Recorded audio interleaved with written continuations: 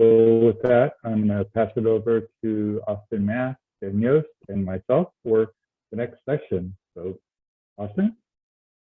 Thanks so much, David.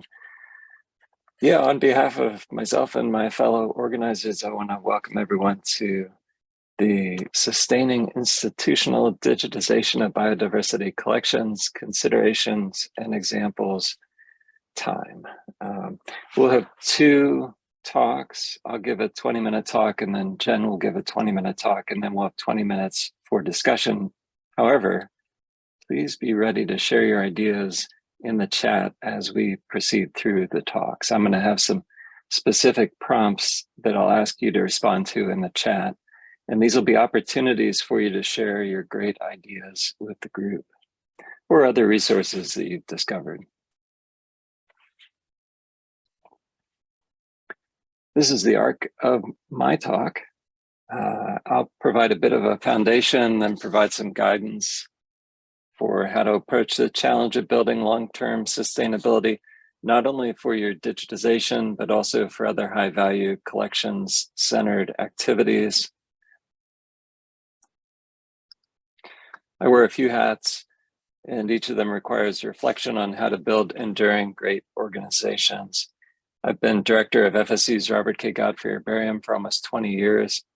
It's a collection of about 275,000 plant specimens and microalgae samples. I'm a co-PI on IDIC-Bio and serve as domain director for digitization, workforce development, and citizen science. And David and I have been co-teaching strategic planning courses for biodiversity collections for 6 years now. Okay, here's the first opportunity to contribute. Tell the group about the collection that you manage. Put the collection type and size in the Zoom chat. And I'm going to open up Zoom chat so that I can see that. And please don't hesitate to share. It's going to be more interesting if chat is really active during the hour.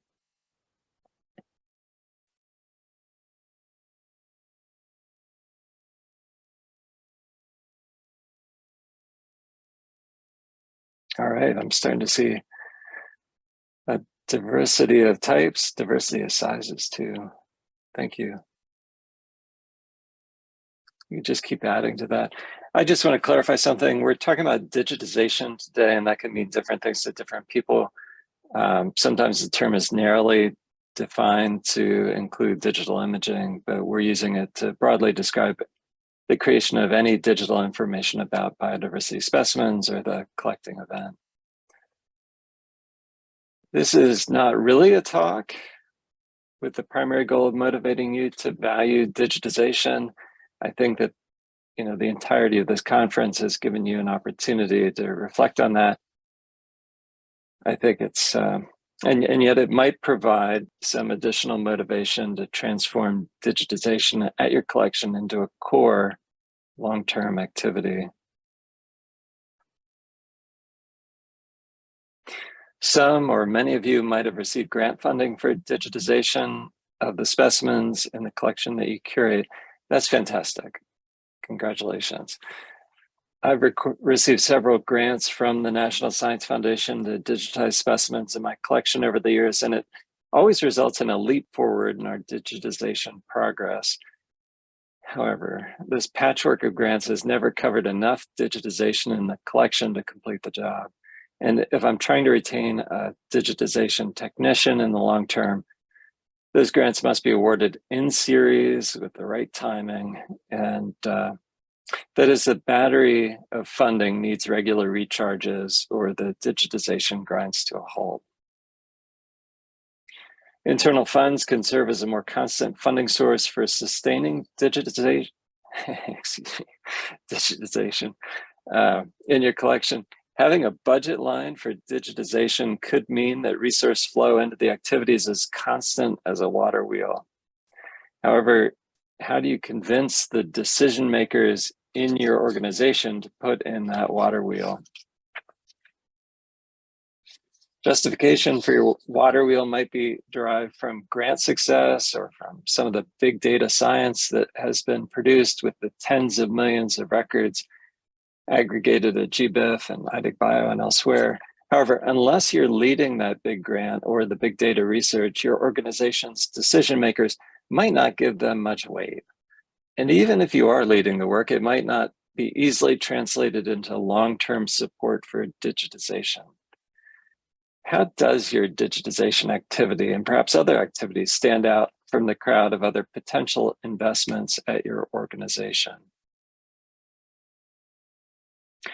I suggest that the first thing that you do is commit to seeing your organization through what might perhaps be new lenses. Your organization's leadership might do a great job of encouraging everyone to reflect deeply on the organization as a whole. However, my guess is that by familiarizing yourself with your organization's mission, you're likely to join a relatively small group of people who can describe it. Let's walk through some of the useful things to recognize about your organization as you seek to frame digitization and maybe other activities as well in funding-worthy ways. The mission of the organization is what it does, and the Smithsonian's National Museum of Natural History has a succinct mission, understanding the natural world and our place in it. And it sounds like you could definitely justify collections activities with that mission. My organization's mission is much broader, but mentions some things that I could perhaps use, such as preserving, expanding, and disseminating knowledge in the sciences, and excellence in teaching. The vision is what the organization is working towards. The Smithsonian's NMNH envisions a future-facing Smithsonian museum that confronts the big questions in nature, science, and society. Wow, sign me up. That's great. Note that neither the mission nor the vision of the Smithsonian mention collections or exhibits, though they are major sets of resources that are leveraged by the organization. So don't be discouraged by the absence of the word collection in your organization's major organizing statements and documents. You'll probably be stretching a bit to make the relevance of the work in your part of the organization clear to those descriptions of the whole, but I think most people in your organization would be doing the same. Values like mission and vision should probably be on a sticker on everyone's door, something that everyone sees every day. Mission, vision, and core values shouldn't change frequently, but the organization's strategic plan is typically relevant to a 3 to 5 year time horizon. This is a current strategic plan for the Smithsonian's NMNH. Here you can find, at least a part of it, here you can find frequent mention of collections, including a major goal to invest in the facilities, technologies, and tools needed to improve access to research collections. This is something of a best case scenario, since it seems an easy bridge to get from this to a line item in the budget for digitization during the next 5 years. You might find that you read your organization's mission, vision, values, and strategic plan, and you think, sounds great, but this is not my experience of the organization at all. That disconnect can probably be written up as due to something that is described as organizational culture. Peter Drucker was a well-known management consultant who's credited with the line, "Culture eats strategy for breakfast." Just because your organization might have some great organizing principles doesn't mean that those are successfully translated throughout the organization. So it's important for you to inject realism into your strategy for asking for resources. Might the decision maker that you would approach not even be familiar with the organization's strategic plan? That's certainly a possibility in my organization. William Tierney has a highly cited paper on the major dimensions of culture in higher education. And I realize that many of you might not be a part of an organization of higher education. However, this illustrates culture in a series of questions that might also be useful in your setting. These include such questions as, what do we need to know to survive and excel in this organization? And the answer might not be the details of the strategic plan. It might be something quite different. Finally, it's a great idea to have some understanding of how budgeting happens. Who makes decisions? What is the basis for those decisions? And when are the decisions made? It could be that the answers to those questions are different for different financial resources in the organization, such as those earmarked for education versus those that are fully discretionary.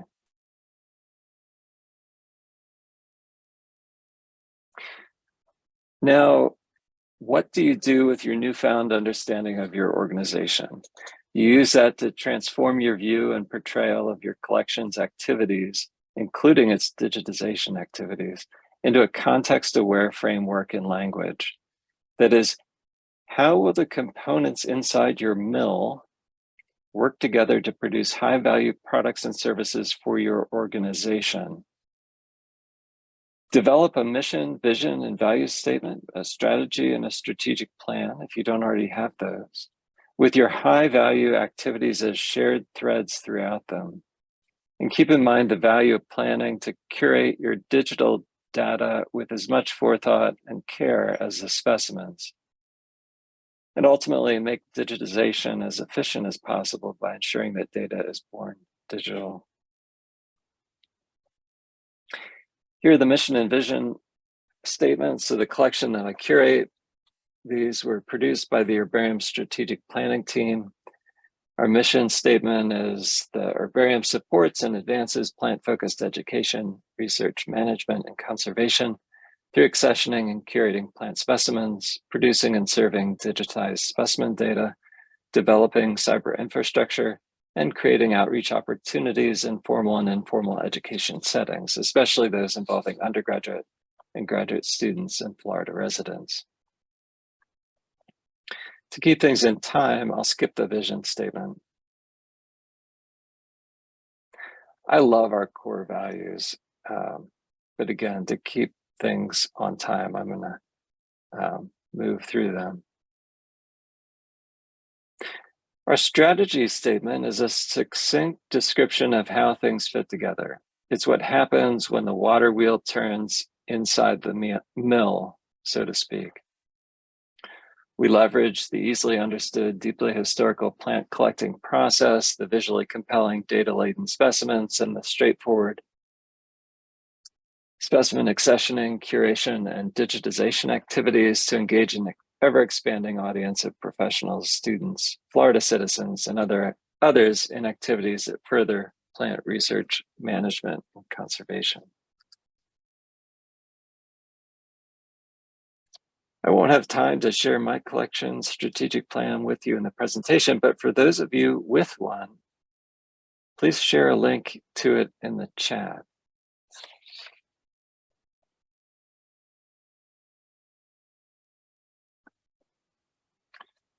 Incorporation of our activities into FSU's education and outreach programming has become a major feature of what we do because of our institutional context. We've trained over 100 undergraduates over the last 15 years in herbarium curation, including digitization, in our internship program and directed independent studies.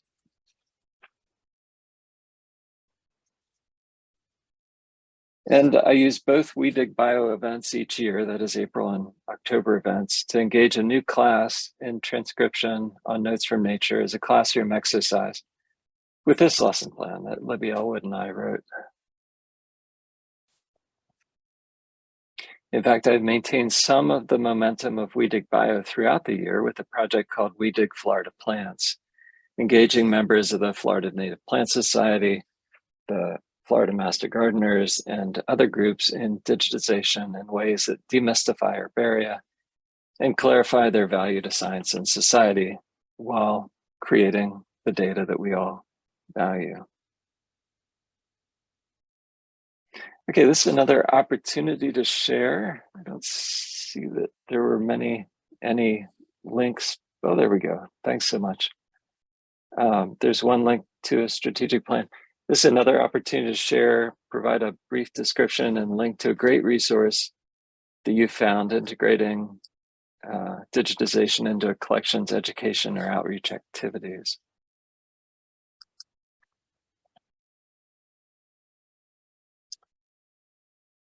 Plan ahead of time to manage and share the data that you're generating.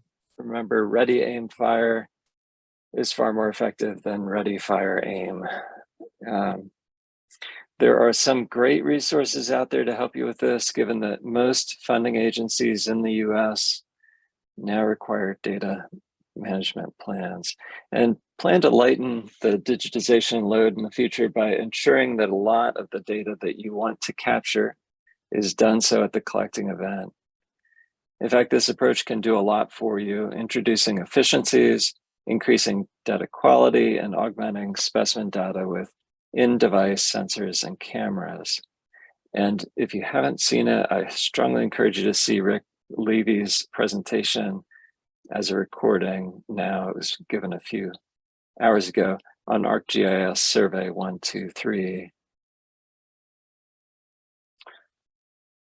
If you are like Rick and you've experimented with this, it'd be great if you put the Born Digital app that you use in the Zoom chat.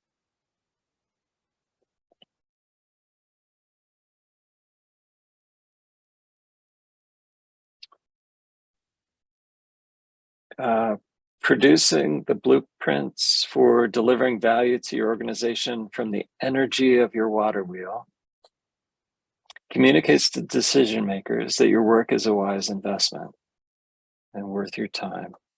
And in my experience, it's often not even necessary for decision makers to read my strategic plan for it to lend its magic to requests.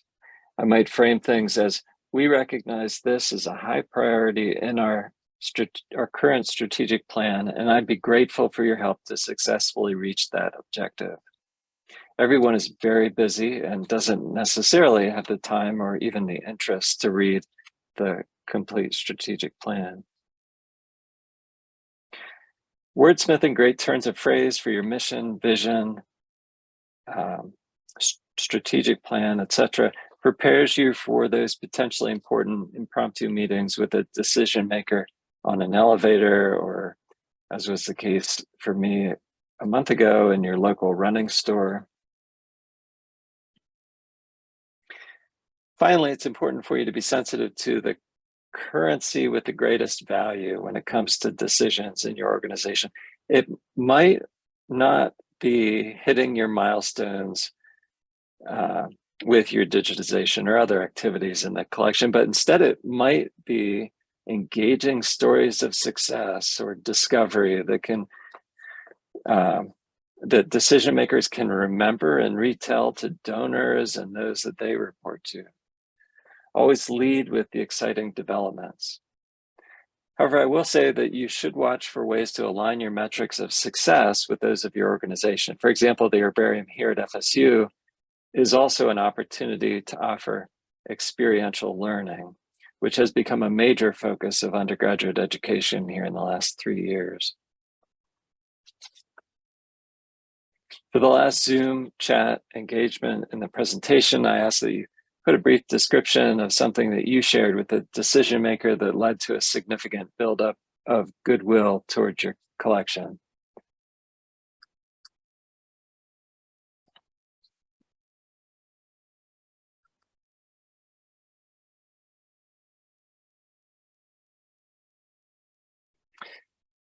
Digitization, remains an active growth area for our community, with opportunities to trailblaze new methods like AI and 3D modeling, and interactions with new groups like data science majors and citizen scientists. Don't leave unexplored those opportunities where you might do groundbreaking work and build your legacy. If you've yet to start digitization, your biggest time investment will be at the beginning as you level up. I suggest that you start with a pair of courses that will ease you into things. The Strategic Planning for Biodiversity Collections course that I mentioned earlier, and iDigBio's Digitization Academy also offers a course, Introduction to Biodiversity Specimen Digitization. In conclusion, aim to make resource flow into your collection as constant as a water wheel by looking at your operating environment through new lenses and planning for maximum relevance of your collection's activities to your organization in ways that explore the boundaries of what we know and how we discover it.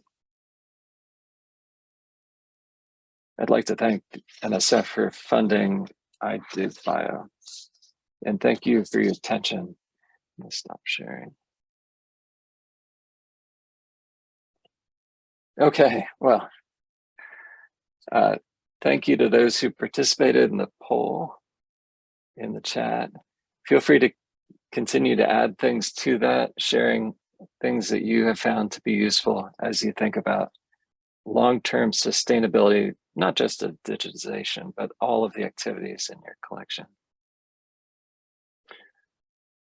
Okay, with that said, I'm going to pass things over to Jen, who will give the next talk. Great, thank you so much, Austin. Okay. All right, well, thank you everybody for coming.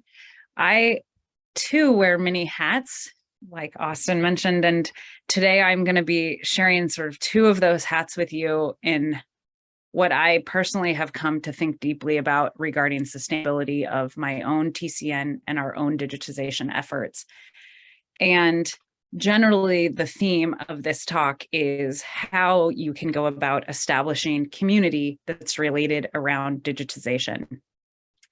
So to give you a little introduction into myself, I am a professor of biology at Cal Poly here in San Luis Obispo, California. When I took that position, it came with the title of herbarium director. And so I direct the Robert F. Hoover Herbarium, which is about 100,000 specimens. And when I started the job, there were 30,000 of them that had some digital data associated with them, all contained within an Excel spreadsheet. And there was no staff in this collection, no IT support, no support generally for time or money. And I was not given any time to direct the herbarium. And that is the situation, unfortunately, that I think many people experience. There's never as much support for these collections as we would like. And so for a long time, this situation stressed me out. Mainly, I couldn't do anything with the collection because I only had this Excel spreadsheet, which was, it crashed my computer every time I tried to sort it. And for the longest time, I was sort of in turmoil about what type of database or how I could manage. And it was really through interacting with iDigBio and iDigBio workshops that I met Gil, and Gil said, "What are you doing? Get your data online immediately." And as a result, I emailed my data to Ed Gilbert, and he got me set up in the North American network of small herbaria. And that was a revolutionary moment in herbarium management for me, because all of a sudden I could access my data from anywhere, from home, from any computer, and I could have students working in that system for a very long time. And then since then, I went on to, I'm the lead PI for the California Phenology TCN, which was funded in 2018. And in this project, we tried to mobilize images of 1 million specimens of California plants, and then also apply new data to those records. So trait data. So we're extending the specimen, and how do we do that? And how can you have people at one institution applying trait data to many different records? How can you have a few target institutions providing georeferences for records for everybody in the network? And that TCN is now, we're near the end of it. And so we've spent the last year thinking a lot about sustainability and how we can keep the momentum going. And more recently, I direct a lot of my time and energy to the Symbiotis Support Hub, where I serve as their community lead. This was funded in 2021 as part of iDigBio's extension. So given that history, that tells you a little bit about where I'm coming from. And I'll try to put then this community sustainability practice in greater clarity. So this is how I think about sort of myself. If you have a situation, it's just you and your collection. If you're the sole curator or sole director of a collection, there is a huge curatorial burden in this situation. There's a greater digitization burden, and it's very difficult to work in isolation. You can be overwhelmed by the task of digitization. You can't take advantage of the efficiencies of the system. And if anything happens to you alone, that puts the collection and the digital data at risk. So it's a precarious and difficult situation that unfortunately many people find themselves in. Some collections are fortunate enough to be housed within bigger institutions. And by bigger institutions, I just mean they have institutional support, there's coworkers, there's staff, there might be some type of consistent revenue stream in ticket sales or something like that. And this is a much better situation for the collection. You have some sense of institutional longevity that can sustain your efforts over time, and you can chip away at digitization. I'll make the case that an even better situation is if you put that collection within a portal community. And within a portal community, you have lots of eyes on your data. You can have lots of data editors. You can have administrators that are spread across your community to make sure that your data persists. And if you have a collection that's within a portal community, what that allows you to do is then spread digitization and curation out across this community of practice. The efforts that are leveraged by one institution actually benefit all the institutions with that community. And this provides much greater sustainability and greater discoverability of your data. And so what I'm going to be talking about is sustainability really in the context of portal communities, because that's what's made so much of the difference to me and my community. So I'd first like to introduce just what I mean by a portal community. And to do that, I have to tell you what Symbiota is. So Symbiota is open source biodiversity data management software. It can be content management for collections, and we refer to these as live collections, but it can also be a community data aggregation and digitization hub. And that applies to all collections, whether you're doing content management or not.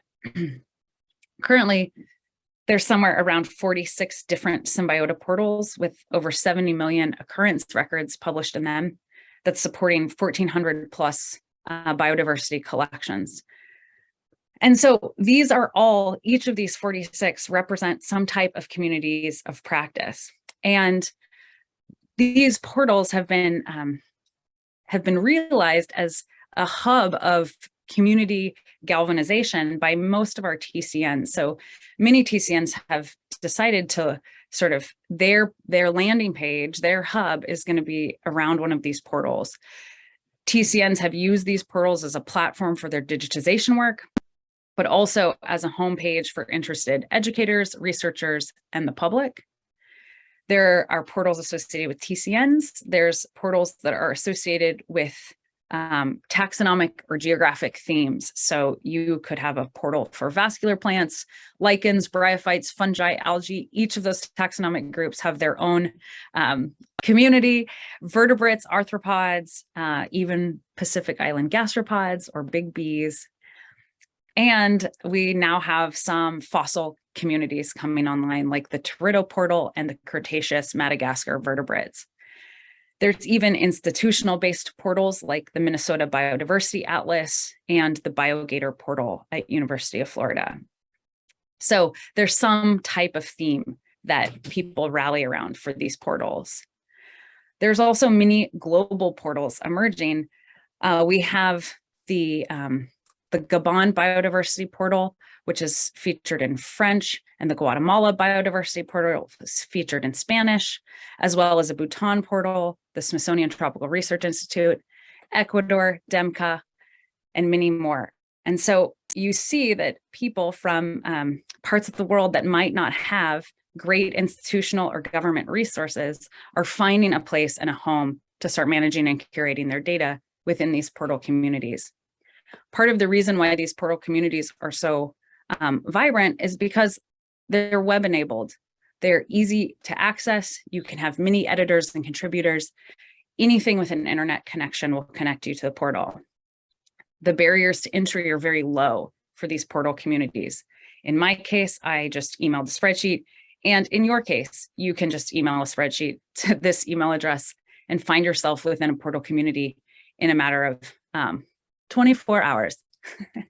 The portal provides things that leverage digitization. So duplicate lookups. If one institution has already transcribed or provided an annotation or a georeference for that record, you're able to make use of that data. You don't have to do the transcription twice. Edits are tracked within the portal, so it's often very scary for curators who have a beautiful, clean, perfect data set to put that out on the web and allow people to edit it. You don't have to do that. The edits are all tracked and the permissions are controlled. But I think this is a really powerful part of the portal, is that users and more people than just within your institution can see your data, they can comment on it, and they can correct it. And part of the community aspect of this is making sure that the right people in your community are interacting with your records in your portal. There's also data quality flags. We just heard some great talks about how to try to get your data in the best shape as possible. And then within the portal, it can package your collections data into Darwin Core archives automatically. This provides a pipeline to send your data to data aggregators like GBIF and iDigBio. And most importantly, you're networked together with a community of others who love the same things you do, are facing the same challenges as you do, and it allows people the opportunity to connect and work together. And then a significant step in sustainability of all of these portals was that with the recent extension of iDigBio, the Symbiotis Support Hub was created. That has really changed the game in terms of support for users of these portals. And so much of the work I'm talking about today has been produced by a team of people.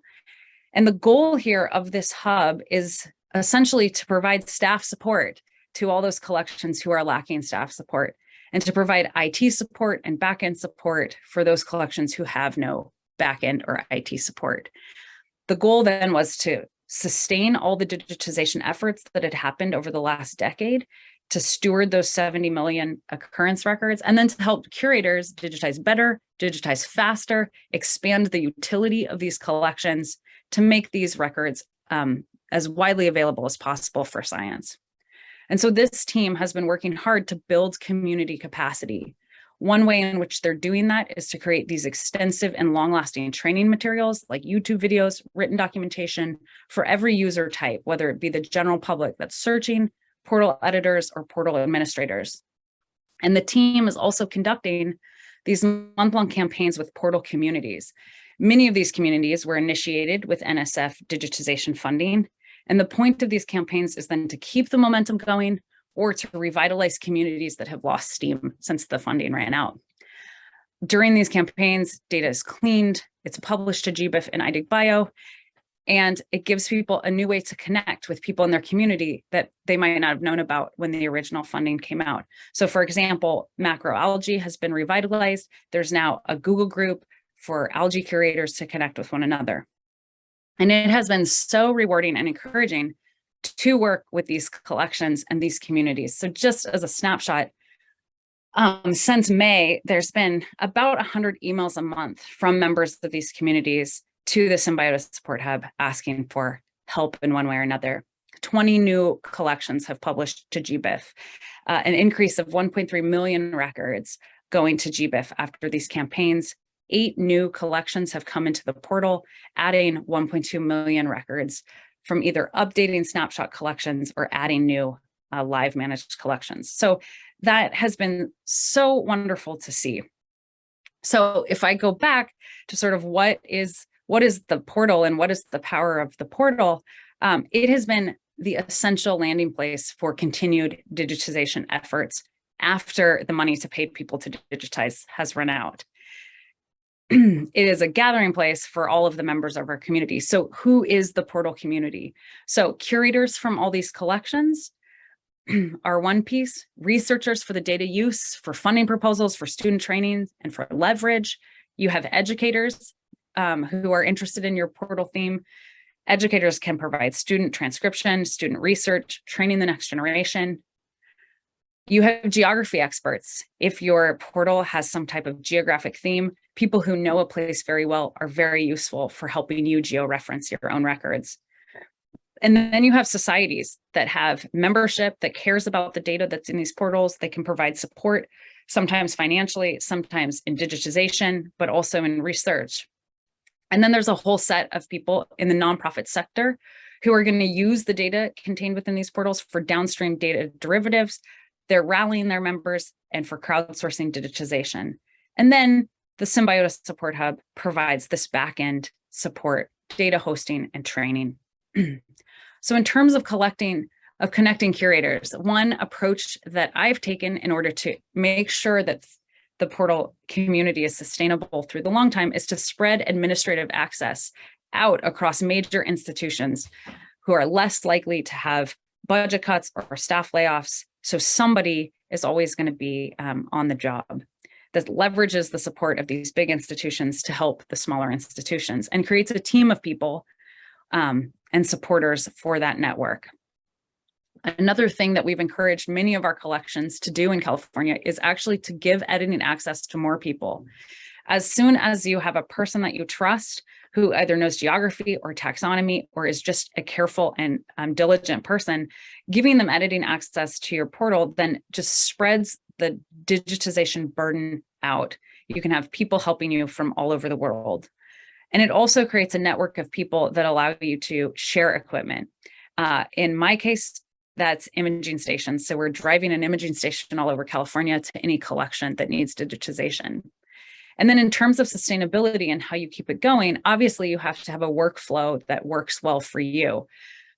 We have adopted an image-first approach.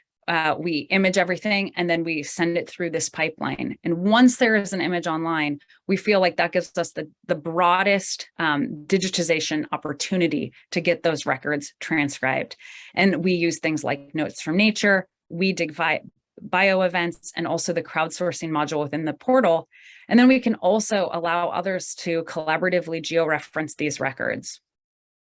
Then it's important to connect with the researchers who actually use your data. Allow them to provide feedback on your records. It's too often the case that researchers take the data and they clean it and they do all this wonderful stuff to it, but then that lives on somebody's personal computer and doesn't make it back to the curators. It's also important to be connected to the researchers because they are the ones who often think about these new uses for collections data, like new traits that wouldn't it be wonderful if we had this trait data for these specimens, but also proposals, research courses and training, and ultimately to demonstrate the impact of those collections on the field. To sustain digitization, I love incorporating education and educators. A few things that we have done are having weekly mounting sessions where it takes 2 hours of the curator's time, but it's a set time every week where you invite people into your collection to do mounting or whatever you need in the collection. We've also made it a point to create a 3-hour lab for people in the collections. And what we've been able to do is slip that into our general biology curriculum. And so that our collections are viewed not just as spaces for research, but they're also educational facilities. Giving credit to students for curatorial help, or HEP, is important. And also participating in these digital classes, which are much more available now than they were 2 years ago, like iDigBio's Digitization Academy and Zoom Time. Another component of these portals are these communities of passion. So you have people who you love a certain national park in your area, give them access to your portal, teach them how to georeference these specimens, and then they will georeference while you are sleeping. That's the goal. The same is true for taxonomic passions. If you have taxonomic expertise, it is very difficult for one curator to maintain the taxonomic thesaurus on their own. But if you spread that responsibility out to other taxonomic experts, you'll have a great taxonomic thesaurus. And this, of course, involves connecting with these societies as well. And I say, let them into your heart or your portal. By allowing people greater access to your record, you're going to have a more sustainable digitization pathway. And so I will conclude with, how do you sustain these communities? I think constant contact is important. We have set up monthly, but now quarterly Zoom meetings in California, where it's just an opportunity for everybody to come together and talk about the challenges they're facing, new solutions, new proposals, or collections that might be in danger of closing. And so ultimately, I sort of think about this sustainability in this pyramid, where the broadest foundation, the most stable situation for any collection that might be in peril is really going to be to embed yourself within a portal community where you have lots of people paying attention to your data. So I will close with this phrase: united we digitize, divided we don't, or at least it takes much longer and is much slower. So with that, our next topic is a discussion 7 and questions. Thanks so much, Jen. That was great. It seemed like a message that came across in both talks involves leveraging communities with overlapping goals to the collection. That is, you mentioned communities of passion or citizen scientists. You mentioned other researchers and the support staff for this collection management system, like the Symbiotic Support Hub. And maybe the goal for organizations like iDigBio, GBIF, WeDigBio, others is to make that engagement an easy opt-in or easy-ish opt-in. It's never easy when it comes to relationships, but you know, an easy-ish opt-in would be a good target. Thanks so much. Katie Pearson has, I'll direct people's attention to the chat, has entered a number of resources. Lindsay has as well, and wouldn't want you to miss that. I want to turn to David now and put him on the spot. David, is there anything that struck you as you were listening to the presentations, or things that you've discovered in your role as project manager for iDigBio in the last 10 years?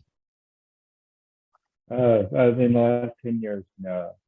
I think one of the things that struck me the most that I wanted to underscore is sort of the power of the community, because I think that is really what helps everybody. And it gives you a place to go ask questions. I mean, especially if you're just starting out.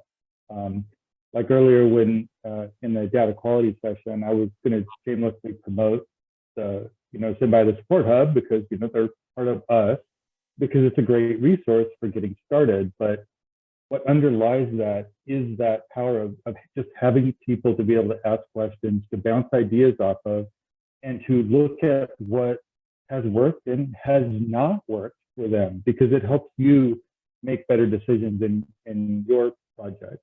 And then I guess I'm a project manager, so I'm very pragmatic too. But I mean, when you're looking at things like sustainability, it's really important to look at all the costs that go into it.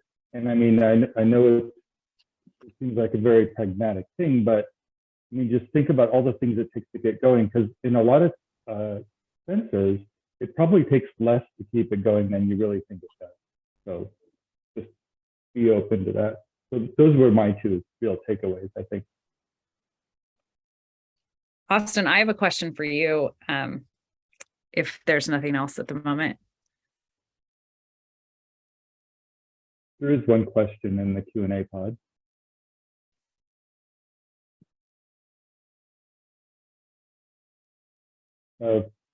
Chris is asking, what would be a good starting approach to getting vaccine data to institutions? Could it be that data aggregators can take part as mediators between researchers and institutions? Doesn't this sound like something we've been trying to work on for about 10 or more years? Yeah, it really is a challenge, and it speaks to what Kat was just talking about in terms of data quality. And I guess I'll say the whole process is made much easier if there is a persistent and stable GUID associated with the record. That's always been the goal of this, is that, if you have that GUID, then you can track the use of that specimen, no matter how it gets annotated or how it gets corrected. And a curator would ultimately be able to, scour the whole internet for any reference to that GUID and somehow then ingest that data. That's happening on such large scales now that it's not a human readable task anymore. And so we need something else to be able to facilitate that. It's a good point. I don't have anything to add to that answer. I did think of something else that I wanted to suggest, and it is that while we're thinking about communities that can support the collections efforts at digitization and other activities, I think that an important point is to recognize that you have an internal community. your organization has a team that has clearly overlapping goals with your collection. So be sure to, as I was trying to make the point in my presentation, be sure to ensure that everything is working together. You know, they are maximally motivated to help you succeed by, you know, aligning your activities with your organization's goals. You had a question, Jen? Yeah, I have one question for the whole group, which is sometimes there's a danger in being too successful. So if you get funded and you leverage your funding so much that you get everyone digitized, then you're not competitive for the next round of funding. And I'm just curious if other people have dealt with that tension of, you know, the goal for science and research and the curation of these specimens is obviously to get as many digitized as possible. But when you do that, now you can't justify the need for more funding. And people are welcome to raise their hand or answer in the chat. And then Austin, I just wonder if you have experienced that tension in any aspect of your life. It's an interesting question, and it is it's generalizable to a different kind of question, which is once you have successfully accomplished what sometimes in the business literature called a big, hairy, audacious goal as an organization, and the euphoria ends, you can languish. You know, you can find that you're not quite sure what to do next. The next thing would be to find the next big, hairy, audacious goal, and I'm not sure. It might not be that it's digitization. It might be leveraging the data that you produced, or it could be building cyber infrastructure to help others produce the data. David, I see your hand up. Yeah, so just expanding on that, I think the TCN model in the ADBC project is a good example because, you know, they achieved a lot by digitizing, but then you can actually leverage that to actually accomplish research using that. So you can maybe get funding in a different vein. And I might also throw the challenge out there because, you know, there's never such a thing as perfect data. So just because you digitized it doesn't mean it's perfect quality. And I bet all the people that were in the last session, they're probably shaking their heads up and down right now. So I think it's about finding opportunities and generating opportunities for yourself. You know, look for that extra value that you can add the next time. You know, obviously achieve your goals and satisfy your stakeholders, but then you can always make it better. Mm-hmm.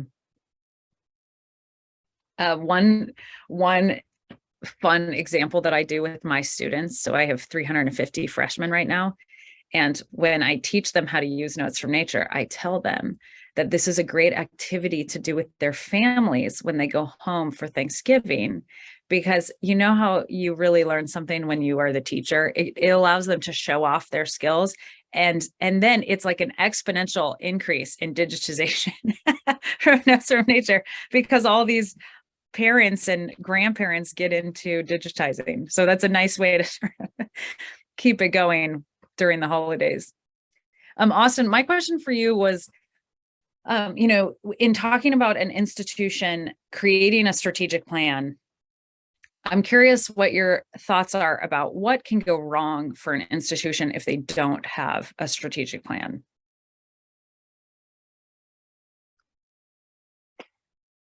I imagine there are a lot of things that could go wrong. There's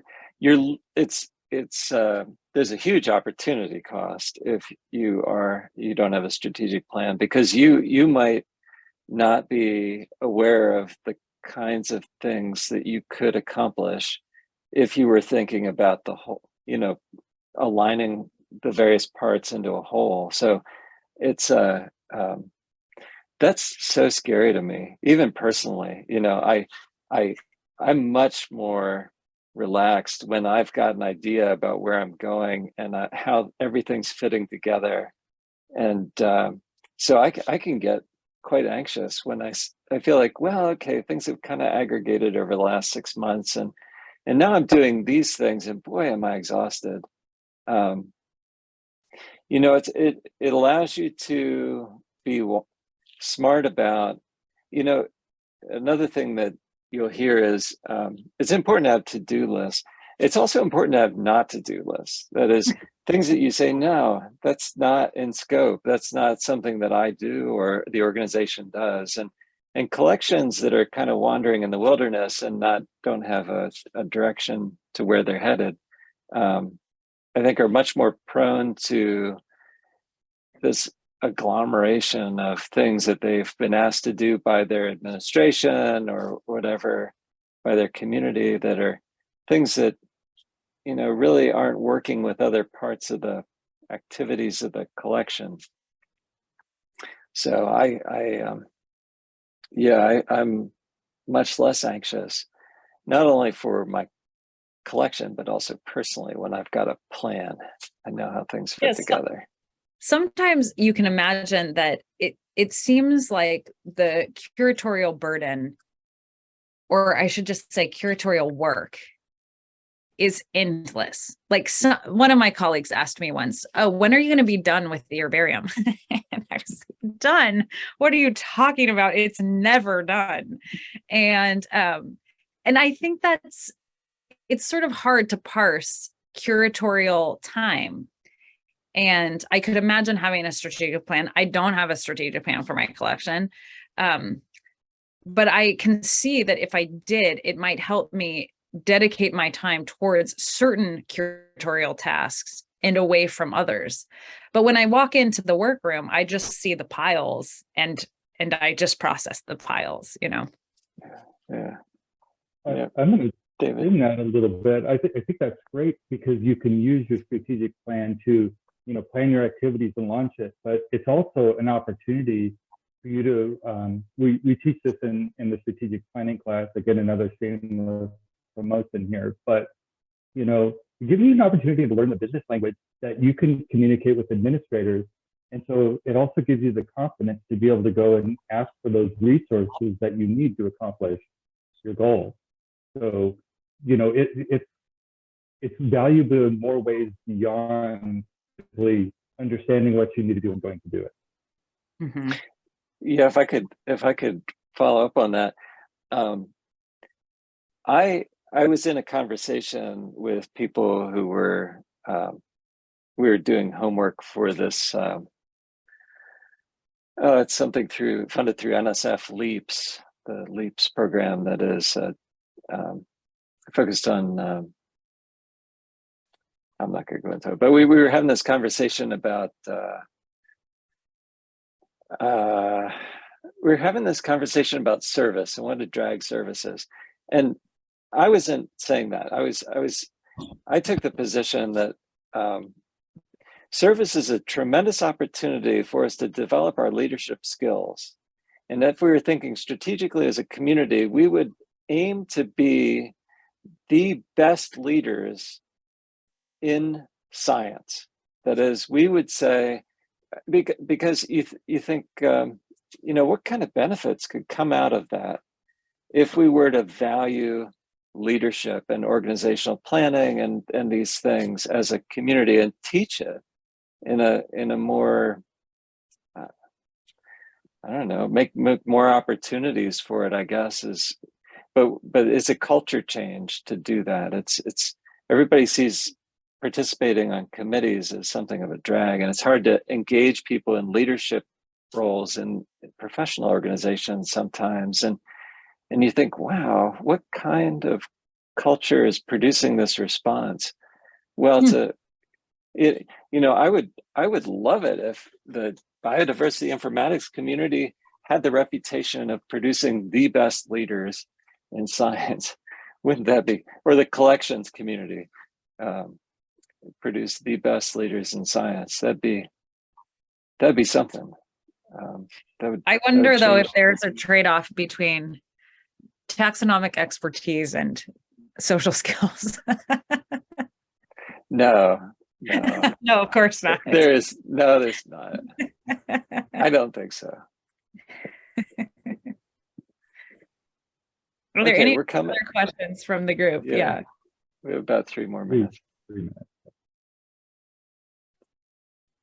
There was a question or a comment in the chat. I think Jen asked when the next strategic planning class is. It's actually starting in about a week or two. Registration for that is closed for that one, but we always in the spring, we host a strategic planning that's targeted at herbaria. And in the fall, we do one that we open up to biodiversity collections in general.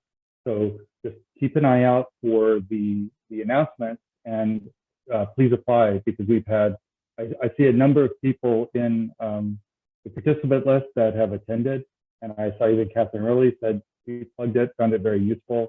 I mean, and that's why I said it's like, it's really useful on a lot of different dimensions beyond what you think you might get, like, oh, I'm gonna like sort out all my tasks. It really makes you think carefully about your herbarium, and you'll get a lot of value out of it. And I'll put in the chat just the email address again. If you feel like you need a portal community, let us know. Okay, thanks so much, Jen. Thanks so much, David. Yeah, thank you, everyone. This was fun. It was Thanks, great. everybody. Now I'm going to go teach a lab. Thanks, everybody in the room.